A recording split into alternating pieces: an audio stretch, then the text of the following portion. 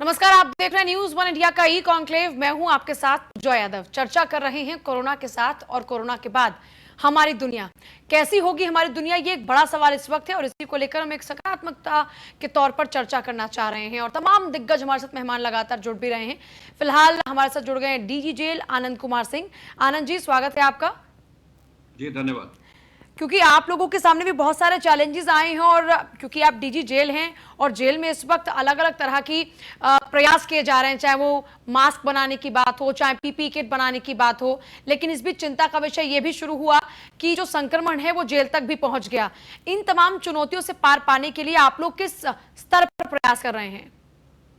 देखिए, सर्वप्रथम आपको बताना चाहता हूं कि उत्तर प्रदेश में लगभग 1 लाख जो हमारे 70 जेलों और वो देश का करीब 25% आबादी है बंद जेलों। तो हमारी चुनौती बहुत बड़ी है, लेकिन अभी तक हम लोग इस चुनौती से पार पाने के लिए हम लोग ने व्यापक कदम उठाए और मार्च के महीने से ही हम लोग ने मास्क बनाना शुरू कर दिया था जेलों में। साथ ही बंदियों में सोशल डिस्टेंसिंग और पर्सनल हाइजीन के बारे में बंदियों में उनको चेतना जगाई थी। और जेल जो हमारा पीए सिस्टम और टीवी सैटेलाइट टेलीविजन जो बंदियों के लिए है, उससे बंदी सजग थे। आज की ये स्थिति है कि हमारे जेलों में 70 जेलों में 14 लाख से अधिक मास्क बन गए हैं और लगभग 9 लाख के आसपास मास्क समाज में भी जेल में निर्मित बनाए गए मास्क को लोग पहन रहे हैं, जो हम लोग ने 150 से ऊपर सरकारी और गैर सरकारी संस्थाओं के माध्यम से वितरित किया है। और हमारे करीब 18-19 जेलों में सैनिटाइजर स्वयं बनते हैं और सैनिटाइजर का प्रचुर मात्रा में इस्तेमाल भी होता है। तो अगर हम सोशल डिस्टेंसिंग और पर्सनल हाइजीन के बारे में भी हम लोगों ने व्यापक प्रचार प्रसार किया, बंदियों को आगाह किया। और ओवर क्राउडिंग की स्थिति के बावजूद हमारी जेलों में आगरा को अगर छोड़ दिया जाए तो आगरा जिला जेल और सेंट्रल जेल में हमारे 15 कैदी बंदी संक्रमित पाए गए हैं, जिसमें 2 बंदियों की किसी और कारणवश डेथ हो गई क्योंकि कोमॉर्बिडिटी थी उनमें। एक में स्ट्रोक के साइंस थे और दूसरे में 90 ईयर ओल्ड मैन था जिसके इंटेस्टाइन में इन्फेक्शन था। लेकिन उनका कोविड पॉजिटिव भी आया, लिहाजा हम लोग ने कॉन्टैक्ट ट्रेसिंग के माध्यम से जो बंदी उनके संपर्क में थे उनको आइसोलेट किया और उनका इलाज शुरू किया। अभी उसके बाद हम लोग ने एक नई प्रक्रिया शुरू की, random testing across all jail शुरू की है। 50 जेलों में आज की स्थिति यह है कि 3000 से ऊपर बंदी या हमारे जेल के अधिकारी कर्मचारियों का रैंडम हम लोगों ने टेस्ट किया है। और रैंडम टेस्ट करने का मापदंड ये है कि जो भी लोग हैं जिनमें कोमॉर्बिडिटी है, जिनकी एज ज्यादा है और जिनका इम्यून सिस्टम कमजोर है, उन लोगों को हम लोगों ने टेस्ट करना शुरू किया है। 3000 के लगभग, जैसे मैंने आपको बताया, कि टेस्ट हो चुके हैं और 2200 के करीब रिजल्ट हमारे पास आ चुके हैं। अच्छा, इस बीच मेरा एक सवाल है आनंद जी, क्योंकि कैदी जो होते हैं वो होते हैं जो या तो सजा पा चुके होते हैं या फिर जिनके केस को सुनवाई के लिए बार बार चल रहा होता है, वो पेंडिंग होते हैं। ऐसे में इन लोगों को सोशल डिस्टेंसिंग का पालन करवाना या फिर उनको ये बताना कि ये कोविड-19 इतना बड़ा खतरा है और अगर आप नहीं मानेंगे तो आपकी जिंदगी पर खतरा और आपके साथ साथ बाकी के लोगों के लिए आप खतरा पैदा करेंगे, उनसे बातें मनवाना, क्या ये अपने आप में एक बड़ा चैलेंज नहीं होता होगा आप लोगों के लिए? ये हम लोग ने भी, जब ये महामारी का प्रकोप उत्तर प्रदेश में आए थे तो हम लोग ने यही सोचा था कि ये बहुत बड़ा डॉन्टिंग चैलेंज होगा। लेकिन बंदी चूंकि टेलीविजन देखते हैं, बंदी जेल रेडियो सुनते हैं और पीए सिस्टम के माध्यम से अनाउंसमेंट लगातार किए जाते हैं, तो बंदी सजग थे कि ये बहुत बड़ी महामारी है और इसमें प्रिवेंशन ही एकमात्र उपाय है और इलाज है। लिहाजा हम लोगों को व्यवस्था बनाने में बहुत ज्यादा दिक्कत नहीं हुई।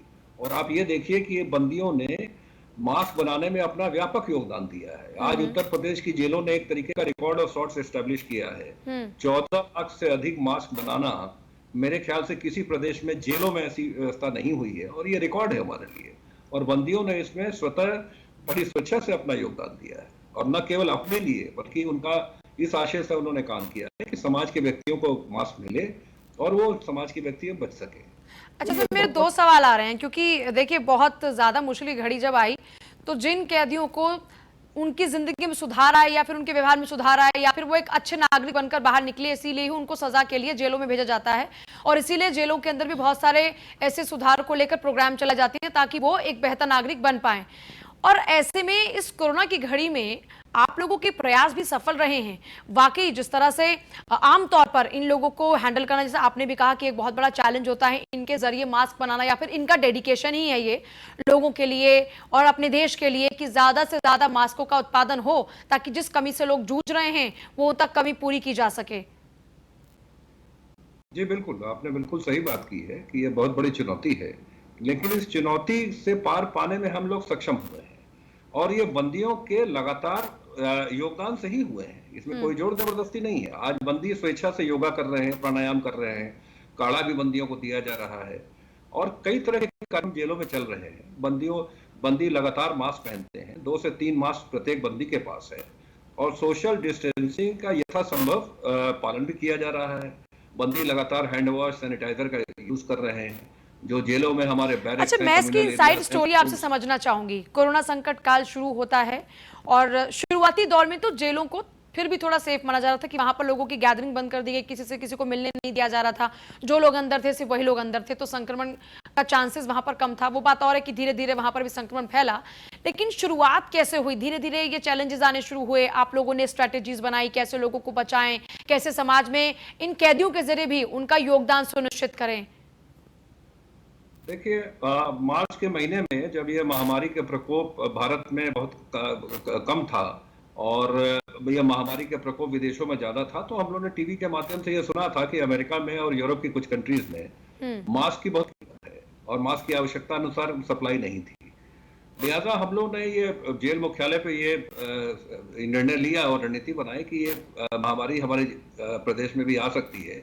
लिहाजा हमारे जो टेलरिंग यूनिट्स हैं और जो स्टिचिंग वर्कशॉप है, उसमें हम क्यों ना मास्क बनाएं, क्योंकि अल्टीमेटली फिर यहाँ भारत में भी जब ये महामारी आएगी तो मास्क की, इससे हम लोग ने मार्च के प्रथम सप्ताह से ही मास्क का निर्माण जेलों में शुरू कर दिया। जी। साथ ही जो बाकी चीजें आपने कही हैं, उसमें हम लोग ने आयुष मंत्रालय की गाइडलाइंस, WHO की गाइडलाइंस और जो हेल्थ मिनिस्ट्री की गाइडलाइंस के हिसाब से हम लोग ने अपनी रणनीति बनाई और आज हमारे बंदियों को आयुष मंत्रालय के गाइडलाइंस के हिसाब से इम्यूनिटी बूस्टिंग फूड्स का समावेश उनके खाने में किया गया है और हम लोग ने कार्ड आदि जिससे कि इम्यूनिटी लेवल्स और बूस्ट हो सके उसका भी सेवन कराना शुरू किया है। योगा प्राणायाम का, जैसे मैंने आपको कहा, हमारे हर जेल में 6:30 से 7:30 योगा और प्राणायाम क्लासेस होते हैं। तो कुल मिला के हमारी रणनीति ये रही है कि बंदियों में न केवल उनके स्वास्थ्य का ध्यान रखा जाए, उनकी मनोदशा भी ठीक करने के लिए उनको फोन से बातचीत करने में छूट दी गई है, क्योंकि मुलाकात जैसे आपने कहा बंद हो गई थी जी। तो हम लोग तकनीक का इस्तेमाल करते हुए बंदियों को न केवल आपके नॉर्मल फोन से, लैंडलाइन से बात कराने की सुविधा दी है, बल्कि वीडियो कॉल और स्काइप से भी बंदियों की बात कराई है, जिससे कि उनका ऑडियो विजुअल इंटरफेस हो सके और बंदियों में अवसाद बन पे। और मेरे ख्याल से जो आपने कहा कि हमारी मात्र आगरा सेंट्रल जेल और डिस्ट्रिक्ट जेल में ये दृष्टांत आए हैं, बाकी हमारी 69 जेलों में अभी तक जो हमारी टेस्टिंग हुई है उसके हिसाब से हमारे यहाँ इस तरह की महामारी अभी नहीं आई है। यानी आप लोग लगातार बड़े स्तर पर प्रयास कर रहे हैं ताकि इस संक्रमण को कम से कम लोगों तक पहुंचने दिया जाए। अच्छा, शुरुआती दौर में जैसा कि सुप्रीम कोर्ट की ओर से आदेश आता है कि आप जो क्राउड है जेलों में उसको कम कीजिए और उसके लिए पैरामीटर सेट किए गए और उसी के लिहाज से आप लोगों ने भी लिस्ट तैयार की। उसके बाद में कैदियों को रिहा भी किया गया ताकि ये जो लोड है जेलों में उसको कम किया जा सके। क्राउडेड जो बहुत ज्यादा जेलें रहती हैं उनको क्राउड से थोड़ा मुक्त किया जा सके। इसका कितना और किस हद तक फायदा हुआ इस संक्रमण काल में? जी, काफी फायदा हुआ है। जब ये संक्रमण की हमारे प्रदेश में आया था तो उस समय हमारे पास 1,05,000 से ज्यादा बंदी थे जी। और आज भी करीब 17,000 बंदी लगातार इसमें छूट रहे हैं। तो 7 साल और 7 साल से कम की अवधि में सजा याफ्ता या उसमें लिप्त पाए गए थे। लिहाजा आज हमारी जेलों में 94,000 के करीब बंदी हैं, जो आज भी 2/3 से ज्यादा है, 1.5 गुना ज्यादा है। 60,000 की हमारी कैपेसिटी है तो 90,000, 94,000 की अगर आज भी संख्या है तो ज्यादा है, लेकिन फिर भी व्यापक उसमें कमी आई है और इसीलिए हम लोग सोशल डिस्टेंसिंग का तो काफी हद तक पालन करा पा रहे हैं जेलों में। साथ ही साथ एक व्यवस्था जो उत्तर प्रदेश सरकार ने की है वो टेम्पररी जेल्स की है। हमारे करीब 48 जिलों में करीब 55